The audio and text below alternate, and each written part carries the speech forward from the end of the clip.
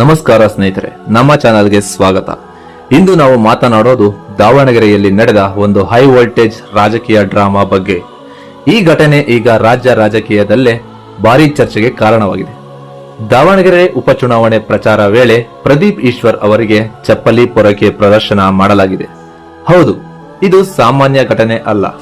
ಪ್ರಚಾರ ರ್ಯಾಲಿಯ ನಡುವೆ ನಡೆದ ಈ ಘಟನೆ ರಾಜಕೀಯ ವಾತಾವರಣವನ್ನೇ ಕೆರಳಿಸಿದೆ. ವಿಷಯ ಏನು ಅಂದ್ರೆ, ಕಾಂಗ್ರೆಸ್ ರ್ಯಾಲಿಗೆ ಬಿಜೆಪಿ ಕಾರ್ಯಕರ್ತರು ಅಡ್ಡಪಡಿಸಿದ್ದು ಮಾತ್ರವಲ್ಲ, ಪ್ರದೀಪ್ ಈಶ್ವರ್ ಅವರಿಗೆ ಚಪ್ಪಲಿ ಪೊರಕೆ ಬಳೆ ತೋರಿಸಿ ಪ್ರತಿಭಟನೆ ನಡೆಸಿದ್ದಾರೆ. ಇದಕ್ಕೆ ಹಿನ್ನೆಲೆ ಏನು? ಈಗಾಗಲೇ ಬಿಜೆಪಿ ಮುಖಂಡ ಬಿಜಿ ಅಜಯ್ ಕುಮಾರ್ ಅವರು ತಾಕತ್ತಿದ್ದರೆ ದಾವಣಗೆರೆ ಬಾ ಎಂದು ಸವಾಲು ಹಾಕಿದರು. ನಿನ್ನಂತ ಮುಟ್ಟಾಳನಿಗೆ ಇಲ್ಲೇನಿದಾರಲ್ಲ ನನ್ನಿಂದ ಕಾರ್ಯಕರ್ತರುಗಳು ಇಷ್ಟೇ ಜನ ಸಾಕು. ಏನೋ ಗೋಲಿ ಆಡ್ತಾ ಇದ್ವಿ ಚಿಕ್ಕವರಿದ್ದಾಗ, ಚಿಮ್ಕಿ ಅಂತಿದ್ವಿ. ನಿನ್ನ ಹಂಗೆ ಚಿಮ್ಮದು ದಾವಣಗೆರೆಯಿಂದ ಬಾ, ತಾಕತ್ತಿದ್ರೆ ಗಂಡಸಾದ್ರೆ ನೋಡ್ತೀವಿ. ಈ ಸವಾಲನ್ನು ಸ್ವೀಕರಿಸಿದ ಪ್ರದೀಪ್ ಈಶ್ವರ್, ನಾನು ಬಿಜೆಪಿ ಕಚೇರಿಗೆ ಬರುತ್ತೇನೆ ಎಂದು ತಿರುಗೇಟು ನೀಡಿದ್ದಾರೆ. ನಂತರ ಏನಾಯ್ತು ಗೊತ್ತಾ? ರ್ಯಾಲಿ ಬಿಜೆಪಿ ಕಚೇರಿ ಮುಂದೆ ಬಂದಾಗ ಎರಡು ಪಕ್ಷಗಳ ಕಾರ್ಯಕರ್ತರು ಮುಖಾಮುಖಿಯಾದರು.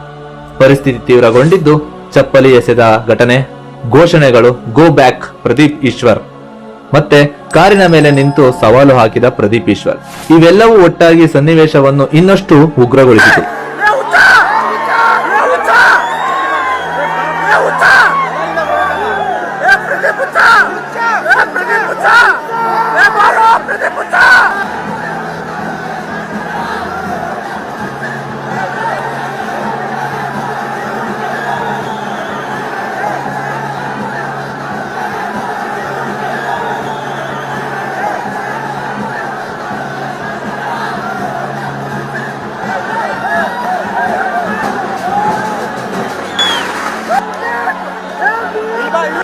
ಬಳಿಕ ಪೊಲೀಸರು ಮಧ್ಯಪ್ರವೇಶ ಮಾಡಿ ಪರಿಸ್ಥಿತಿಯನ್ನು ನಿಯಂತ್ರಿಸಿದರು.